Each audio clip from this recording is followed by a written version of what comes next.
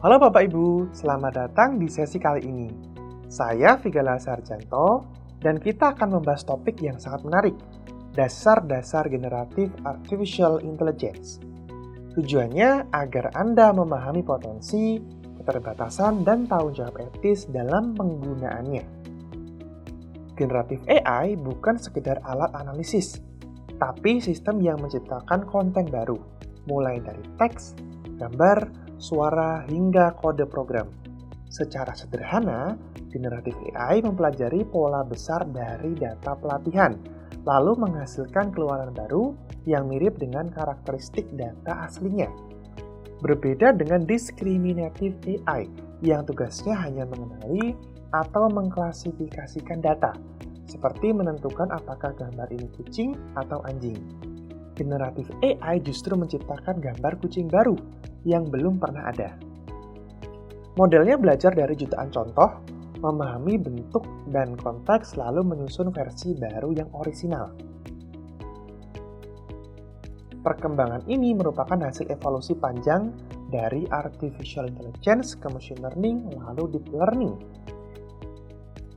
Kini, generatif AI hadir sebagai cabang yang berfokus pada pembuatan konten baru melalui pemahaman konteks. Salah satu teknologi utamanya adalah Large Language Model atau LLM, seperti GPT. Model ini bekerja dengan prinsip Next Token Prediction, memprediksi kata berikutnya berdasarkan konteks kalimat sebelumnya, menggunakan arsitektur transformer dan mekanisme attention. Sebelum kita lanjut ke penerapan dunia nyata, mari coba kerjakan kuis berikut.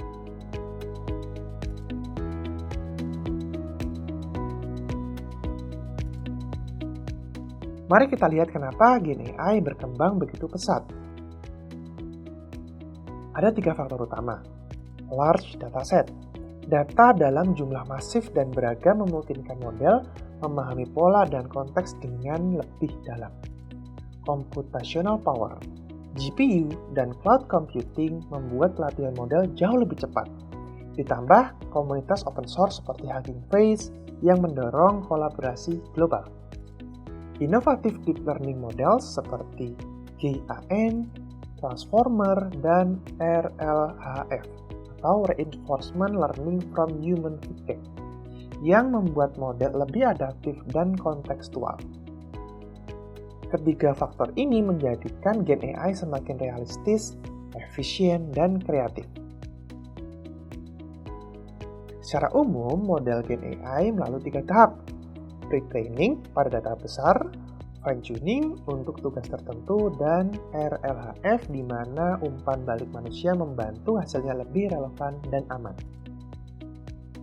Penerapannya kini meluas, ChatGPT untuk teks dan percakapan, dan DALL-E dan Midjourney untuk gambar, GitHub Copilot untuk membantu menulis kode. Semua ini mendukung efisiensi, produktivitas, dan ekspansi kreativitas manusia. Namun, kita juga harus menyadari tantangannya.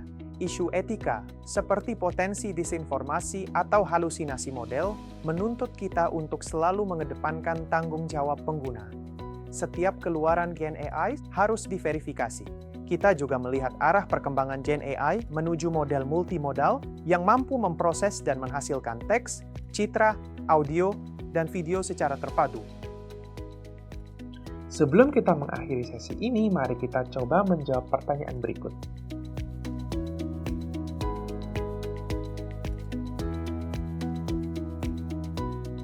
Tantangan terbesar Gen AI bukan hanya soal teknologi, tapi juga etika, seperti potensi disinformasi, privasi data, dan keaslian karya.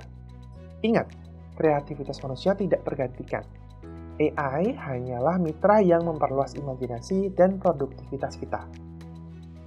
Terima kasih atas perhatiannya Bapak Ibu. Sampai jumpa di sesi berikutnya.